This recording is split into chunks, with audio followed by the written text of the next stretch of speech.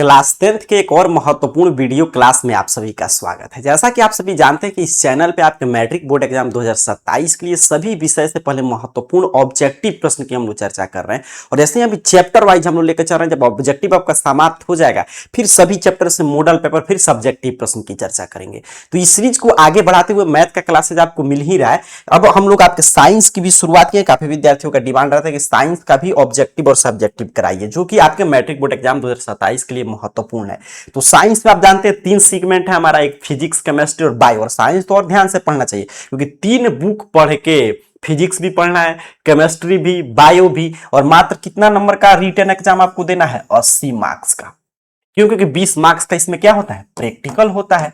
और 80 में sir 80 objective प्रश्न पूछा जाएगा, जिसमें से 40 का जवाब देना। तो हम लोग का टारगेट है कि हर एक चैप्टर से इतना प्रश्न कवर कर ले मात्र कि जो बनाने भर का प्रश्न है वो हम लोग के क्लासेस से आ जाए। तो चलिए इस सीरीज की शुरुआत करते हैं। सबसे पहले हम लोग फिजिक्स अर्थात की भौतिकी से महत्वपूर्ण प्रश्न की चर्चा करेंगे। तो पहला चैप्टर जो है प्रकाश का परावर्तन तथा अपवर्तन, लाइट रिफ्लेक्शन एंड रिफ्रैक्शन, इससे आइए महत्वपूर्ण प्रश्न देखते हैं। फिर पूरा फिजिक्स का चैप्टर खत्म होगा तो केमिस्ट्री, बायो से हम लोग देखेंगे।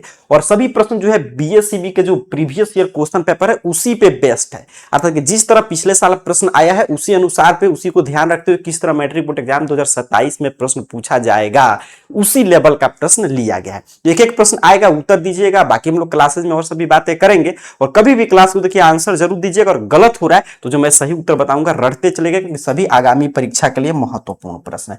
जिस तरह एग्जाम में आएगा हिंदी और इंग्लिश दोनों माध्यम में, उसी तरह हम लोग प्रश्न की चर्चा करेंगे। चलिए पहला प्रश्न आपके स्क्रीन पे रहा था कि आप किसी भी मीडियम के परीक्षार्थी हैं तो आपको इससे बेनिफिट हो। कह रहा समतल दर्पण द्वारा बना प्रतिबिंब कैसा होता है? जब हम लोग लाइट चैप्टर पढ़ते हैं तो दर्पण में आप पढ़े अवतल दर्पण, उत्तल दर्पण, और एक और दर्पण के बारे में पढ़े होंगे समतल दर्पण, प्लेन मिरर। तो प्लेन मिरर से बनने वाले प्रतिबिंब की विशेषताएं ये हम लोग पढ़ते हैं। और प्लेन मिरर से जो प्रतिबिंब बनता है, आपके लघु उत्तर ये प्रश्न में पूछता है कि जो समतल दर्पण से बनने वाले प्रतिबिंब की विशेषताएं बताएं। तो वही चीज आप लैंग्वेज में लिख देंगे जो यहाँ हम लोग समझ रहे, काम चल जाएगा। अवतल दर्पण में भी बनने वाले प्रतिबिंब की विशेषता, उत्तल दर्पण में भी, ये भी हम लोग का सिलेबस का टॉपिक है। तो पहला प्रश्न क्या है कि समतल दर्पण द्वारा बना प्रतिबिंब कैसा होता है? तो आप जानते हैं समतल दर्पण द्वारा बना प्रतिबिंब की पहली विशेषता है कि सर वह काल्पनिक होता है, वर्चुअल होता है, काल्पनिक होगा। ठीक है। और जैसे ही काल्पनिक होगा हम क्या कहेंगे सर? वो सीधा होगा। काल्पनिक प्रतिबिंब कैसा बनता है? सीधा। जिस तरह वस्तु उस तरह प्रतिबिंब। वास्तविक प्रतिबिंब उल्टा बनता है। तो काल्पनिक होगा, सीधा होगा। और विशेषता सर तो 2 अंक में तो 2 ही से काम चल जाएगा, बट आप जानते हैं वस्तु के समान आकार का बढ़ता है। जितना बड़ा वस्तु उतना बड़ा प्रतिबिंब, वस्तु के समान आकार का बनता है। ठीक है। और क्या है सर इसकी विशेषता? तो जितना भी बराबर, मतलब जिस तरह दर्पण से हम लोग वस्तु को पीछे लेकर जाएंगे उस तरह प्रतिबिंब दर्पण के अंदर की तरफ बढ़ेगा। तो ये कुछ विशेषता है जो आपको याद रखना है। अब आप इस प्रश्न का जवाब आसानी से दे पाएंगे। बताइए क्या होगा सही उत्तर? कभी भी देखिए कमेंट जरूर कीजिएगा, कमेंट बॉक्स इसके लिए है। समतल दर्पण द्वारा बना प्रतिबिंब कैसा होगा? कहेंगे सर आपने अभी बताया काल्पनिक मतलब सर वर्चुअल होता है, बिल्कुल सही। और काल्पनिक होगा तो सीधा होगा, वस्तु के समान आकार का होगा, जितना प्रतिबिंब दूरी। और बाकी डिटेल में जब हम लोग सब्जेक्टिव पढ़ेंगे तब कि लेटरल इन्वर्सन दिखाता है आपका, ये सभी चीजें उस समय समझेंगे। चलिए आगे बढ़ते हैं। अगला प्रश्न ये रहा क्वेश्चन नंबर 2। कह रहे प्रकाश के परावर्तन के कितने नियम है? कहेंगे सर बहुआ टाइप प्रश्न है, बिल्कुल है, लेकिन बिहार विद्यालय परीक्षा समिति इस प्रश्न को कई बार पूछ चुका है। हमेशा मॉडल पेपर में, प्रीवियस पेपर में देखेंगे, इसलिए मैं इसको दोहरा दे रहा हूं। यहाँ पे इसका सही उत्तर क्या होगा? 2 होगा। एग्जाम में ऐसे ही प्रश्न खोज कर अपने को बनाना है। प्रकाश के परावर्तन के अर्थात की लॉज ऑफ रिफ्लेक्शन पूछे तब भी 2, या आपके प्रकाश के अपवर्तन का नियम भी पूछे तब भी 2। परावर्तन या अपवर्तन दोनों के कितने नियम है सर? 2 नियम है। चलिए आगे बढ़ेंगे। अगला प्रश्न ये रहा। कह रहे लेंस की क्षमता का एसआई मात्रक क्या होता है? ये प्रश्न काफी आपके आने वाले एग्जाम के लिए महत्वपूर्ण है, ध्यान से इसको समझ लीजिएगा। लेंस की क्षमता मतलब sir power of lens. Power of lens, lens की क्षमता को हम लोग P से सूचित करते हैं, क्योंकि पावर बात कर रहा है किसका? लेंस का।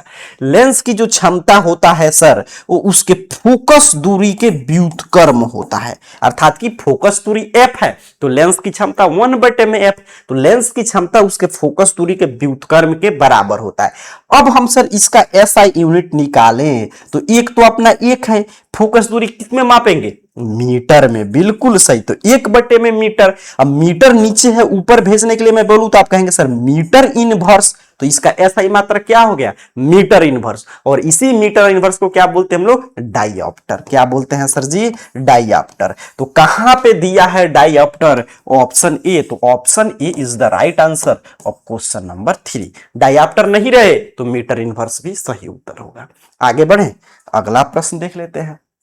कह रहा है आपसे कि निर्वात में प्रकाश की चाल कितना होता है, what is the speed of light in vacuum. निर्वात में और हवा में थोड़ा सा चीजें अंतर होता है। तो निर्वात में कितना होगा सर, 3 × 10⁸ मीटर प्रति सेकंड, या हवा में भी पूछे तो इसी के आसपास होगा। तो option C is the right answer. देखिए सभी में 3 × 10⁸ है, बट इसमें सेंटीमीटर है, आपको यूनिट जो है ये ध्यान रखना है यहाँ पे। तो मीटर प्रति सेकंड, तो ऑप्शन सी। देखिए प्रकाश की चाल जो होता है ना, तो प्रकाश क्या है, ऊर्जा का एक रूप है। इसके चलने के लिए किसी माध्यम की आवश्यकता नहीं है, माध्यम में भी चलेगा, बिना माध्यम का भी चलेगा, निर्वात में भी ये चलता है। तो प्रकाश का जो अधिकतम चाल होता है वो निर्वात में क्या अंतर है, देखिए यहां पे लिखा है वैक्यूम, मतलब कि जहां पे हवा भी नहीं हो, हवा भी खाली कर दिया जाए वहां पे, तो वहीं पे प्रकाश का चाल क्या होगा, अधिकतम होगा। क्यों, क्योंकि प्रकाश एक तरंग है, ऊर्जा का रूप है। तो जब तरंग गति करता है तो अगर एयर भी है तो तरंग टकरा कर उसको रोकेगा, तो एयर में थोड़ा सा कम हो जाएगा। और एकदम खाली चीजें हैं तो तरंग अपने हिसाब से गति करेगा। वहीं ध्वनि क्या है, तो ध्वनि जब आप साउंड चैप्टर पढ़ेंगे तो आप पढ़ेंगे कि ध्वनि के लिए किसी न किसी माध्यम की आवश्यकता होगा, एक जगह से दूसरी जगह उसको पहुंचाने के लिए। चलिए, तो फिलहाल option C is the right answer.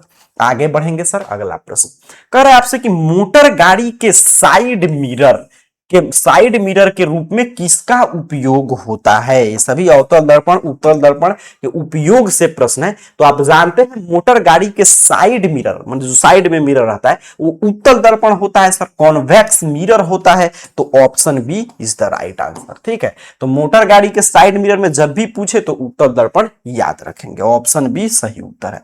आगे बढ़ते हैं, अगला प्रश्न देखिए, दर्पण के उपयोग से ही मिल गया कि दाढ़ी बनाने के लिए कौन सा दर्पण उपयुक्त है। हजामती दर्पण भी पूछता है कि दाढ़ी बनाने के लिए पूछेगा कि हजामती दर्पण कौन सा है सर, तब भी हम लोग क्या उत्तर करेंगे। तो जैसे गाड़ी के साइड मिरर में सर उत्तल दर्पण पूछा, उसी तरह हजामती दर्पण मतलब दाढ़ी बनाने के लिए किसका प्रयोग करते हैं सर जी, अवतल दर्पण का। ठीक है, रटते चलिएगा। आगे बढ़ते हैं, अगला प्रश्न देख लेते हैं। कह रहा है आपसे कि गोलीय दर्पण में फोकसांतर एवं वक्रता त्रिज्या के बीच क्या संबंध होता है। तो गोलीय दर्पण आप सिद्ध करते होंगे, उत्तल दर्पण में सिद्ध करें F = R/2, गोलीय दर्पण में या अवतल दर्पण में। तो सर जब फोकस अंतर F है तो ये जो इसकी वक्रता त्रिज्या है इसके आधा होगा। ठीक है, इसके आधा होगा, या दूसरे शब्दों में कहें तो इसकी वक्रता त्रिज्या इसके फोकस दूरी के 2 गुना होगा। दोनों बातें सेम है। ठीक, अब देख लीजिए कौन सा ऑप्शन सही है। तो यहां पे ध्यान से हम लोग देखें तो option number C F = R/2 right answer है। आगे बढ़े, अगला प्रश्न देखते हैं। 8 नंबर क्या कह रहा है आपसे, प्रश्न कर रहा है कि हीरा का अपवर्तनांक कितना होता है, रिफ्रैक्टिव इंडेक्स ऑफ डायमंड। तो हीरा का अपवर्तनांक मतलब किसी माध्यम में प्रकाश की चाल और बटे में और निर्वात में प्रकाश की चाल। तो किसी भी हीरे का अपवर्तनांक जो है सबसे अधिकतम होता है, इसीलिए तो हीरा पूर्ण आंतरिक परावर्तन दर्शाता है, जो चमकते रहता है। तो 2.42 होता है सबसे अधिकतम। तो ऑप्शन डी है, सॉरी यहाँ पे option D is the right answer of question number आपका 8। अब देखिए यहाँ पे आपको ये सभी चीजें जानना चाहिए। जैसे ये 1.77 है, ये किसका अपवर्तनांक है, नीलम का है। ठीक है, नीलम का है। अच्छा, 1.47 किसका होता है, टारपीन के तेल का होता है। बिल्कुल, टारपीन के तेल का ये अपवर्तनांक है। 1.44 शायद किसी भी चीज का नहीं होता है, यहाँ पे देख लेंगे एक बार। और ये तो आपने समझा कि ये डायमंड का अपवर्तनांक है। चलिए आगे बढ़ते हैं, अगला प्रश्न देख लेते हैं। प्रकाश की किरणें गमन करती है, तो प्रकाश की किरणें हमेशा सीधी रेखा में गमन करती है। Light rays travels in a straight line. Option A is the right answer of question number 9। कि प्रकाश की किरणें हमेशा सीधी रेखा में गमन करती है, और जब उसके मार्ग में कुछ अवरोध आएगा तो वहीं पे वो मुड़ने की घटना दर्शाती है, जिसे हम लोग क्या बोलते हैं, प्रकाश का परावर्तन की घटना।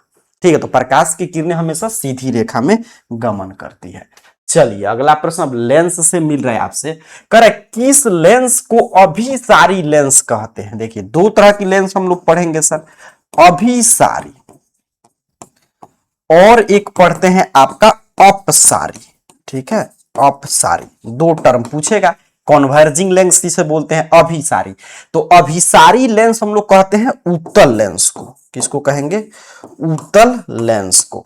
अच्छा, अपसारी तब किसे कहेंगे? कहिएगा सर अवतल लेंस को। बिल्कुल, दर्पण में सीधे इसका उल्टा हो जाएगा, लेंस की ये बात कर रहा है।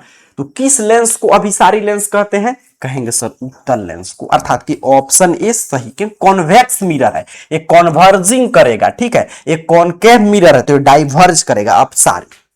तो ऑप्शन ए, या ये भी याद रखिएगा, अपसारी किसे बोलते हैं? अवतल लेंस को। आगे बढ़ेंगे, अगला प्रश्न ए रहा। करें, देखिए आ ही गया प्रश्न, किस लेंस को अपसारी लेंस कहते हैं? कहेंगे सर बहुत टाइप प्रश्न है, ए डाइवर्जिंग मतलब चीजें डाइवर्ज कर देगा लाइट को, तो अवतल लेंस को कहते हैं। तो ऑप्शन बी सही उत्तर है आपके 11 नंबर प्रश्न का। चलिए 12 नंबर प्रश्न देखें। अब दर्पण में पूछ रहा है, वो लेंस का विषय बोले, इससे बाहर क्या प्रश्न आएगा? जो भी प्रश्न बनता है जो मैट्रिक बोर्ड एग्जाम 2027 के लिए महत्वपूर्ण है, वो सारा प्रश्न हम लोग इसमें कवर कर ले रहे हैं।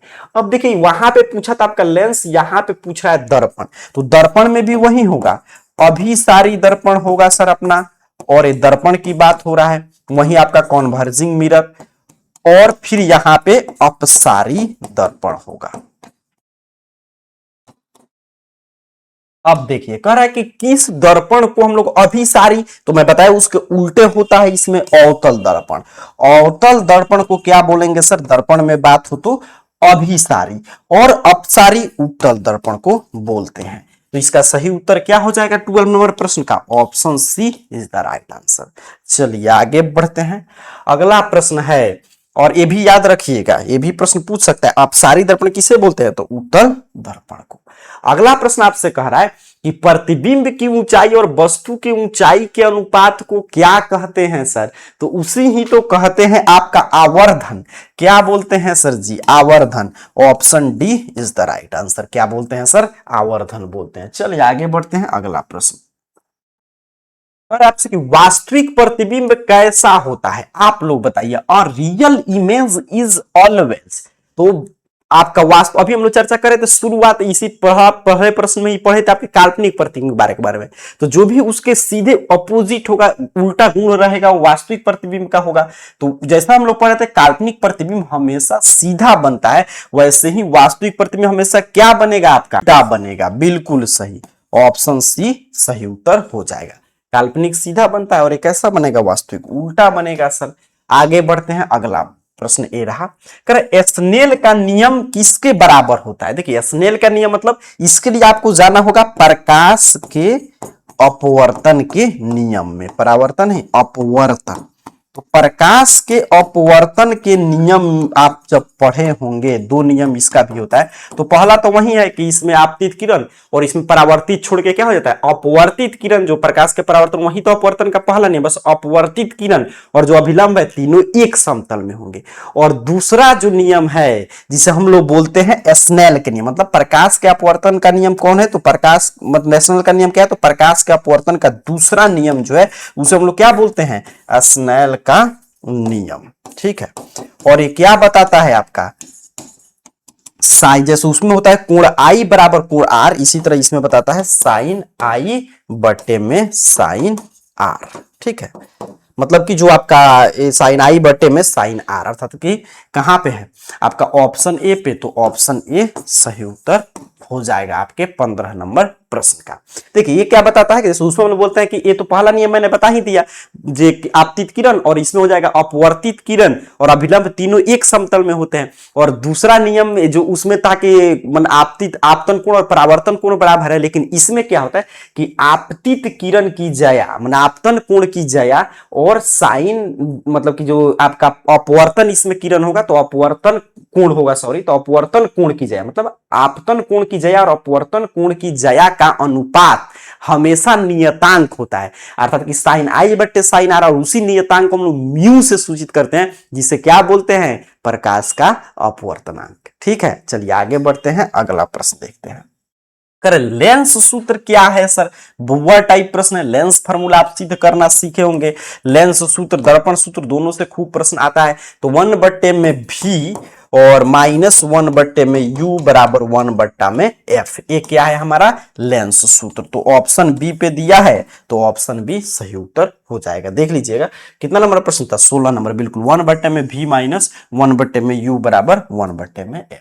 अगला है कि मिरर फार्मूला बताइए। दर्पण सूत्र क्या होता है सर, ये आपसे 17 नंबर प्रश्न पूछ रहा है। तो दर्पण सूत्र में प्लस होगा 1/में v प्लस 1/में u बराबर 1/में f। ठीक है, तो यहां पे देख लीजिए इसमें सिर्फ माइनस था, लेंस सूत्र, दर्पण सूत्र में क्या हो गया हमारा प्लस हो गया। Option A is the right answer. और जहां भी क्या आप समझ रहे हैं कि प्रतिबिंब दूरी यू, वस्तु दूरी एफ, क्या फोकस दूरी, वो तो चीजें सेम है।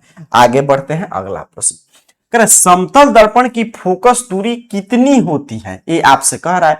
तो समतल दर्पण, प्लेन मिरर की बात हो रहा है, तो समतल दर्पण की फोकस दूरी सर अनंत होता है। कितना होता है, अनंत, रटते चलिएगा। आगे बढ़ते हैं, अगला प्रश्न देख लेते हैं 19 नंबर।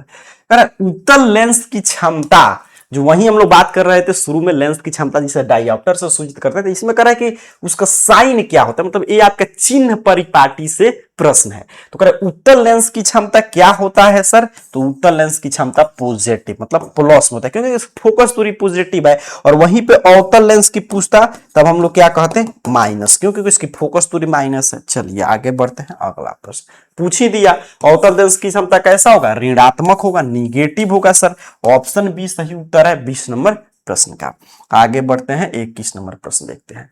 कर आपसे कि सर्च लाइट का परावर्तक सतह कैसा होता है।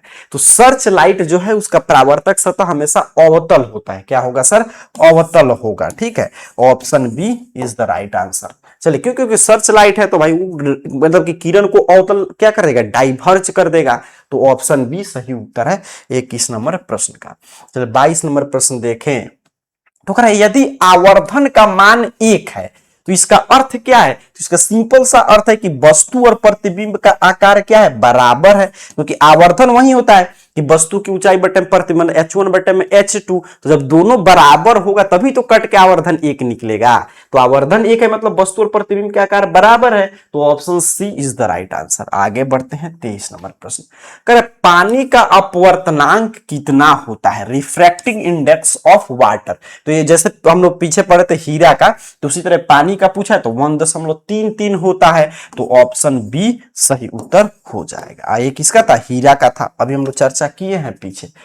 अवतल लेंस द्वारा बना प्रतिबिंब हमेशा कैसा होता है, मतलब अवतल लेंस किसी भी वस्तु का कैसा प्रतिबिंब बनाता है, ये आपसे 24 नंबर प्रश्न पूछा है। तो अवतल लेंस से बनने वाले प्रतिबिंब की विशेषता अगर आप पढ़े होंगे तो पढ़े होंगे, अवतल लेंस हमेशा वस्तु का आभासी और सीधा प्रतिबिंब बनाता है। तो option A is the right answer of question number 24। चलिए आगे बढ़ते हैं, अगला प्रश्न देखते हैं 25। प्रकाश की चाल न्यूनतम मतलब सबसे कम कहां होगी सर, तो निर्वात में सबसे अधिकतम होता है। ठीक है, यहां पे देखिए निर्वात में क्या होगा, सबसे अधिकतम, वायु में इससे ज्यादा, जल में मतलब इससे थोड़ा सा कम, मतलब कि इससे तो ज्यादा है जल से, और जल में मतलब इसमें अगर मैं लिखूं तो सबसे अधिकतम किस में होगा, निर्वात में, ऑप्शन ए में। उससे कम किस में होगा सर, ऑप्शन सी में। उससे कम किस में होगा, तो ऑप्शन बी में। उससे कम डी में, कांच में। तो सबसे कम पूछे तो कांच में, ऑप्शन के अनुसार। ठीक है, सबसे ज्यादा तो ऑप्शन ए होता निर्वात, उससे कम 2 पे तो वायु में, उसके बाद जल में, और उसके बाद कांच में। चलिए आगे बढ़ते हैं, अगला प्रश्न करे कि दंत विशेषज्ञ किस दर्पण का उपयोग करते हैं, मतलब दंत जो विशेषज्ञ हैं वो हमेशा किस दर्पण का उपयोग करते हैं, तो अवतल दर्पण का। किसका, अवतल दर्पण का। चलिए आगे बढ़े, अगला प्रश्न देखिए, गोलीय दर्पण के मध्य बिंदु को क्या कहते हैं सर, तो गोलीय दर्पण का जो मध्य बिंदु है वही तो दर्पण का पोल है, ध्रुव है। ठीक है, तो ध्रुव कहेंगे, पोल कहेंगे। Option C is the right answer. आगे बढ़ते हैं सर, अगला प्रश्न करे गोलीय दर्पण की वक्रता त्रिज्या मतलब कि R 40 है, तो F बराबर अभी पढ़े हैं सर R बट्टे में 2, मतलब कि सर जी 40 बट्टे में 2, मतलब कि सर हमारा 20 किस में है, सेंटीमीटर में है। तो यहां पे देखेंगे तो ये सेंटीमीटर हो जाएगा। कहां पे है? ऑप्शन बी पे। तो option B is the right answer. चलिए आगे बढ़े, अगला प्रश्न देख लेते हैं 29 नंबर। यहां पे देखिए 29 नंबर प्रश्न, थोड़ा सा चीजें यहां पे, अच्छा मैं यहां से एक बार देख लूं 29 नंबर प्रश्न, थोड़ा सा यहां पे देखेंगे हम लोग क्या कह रहा है।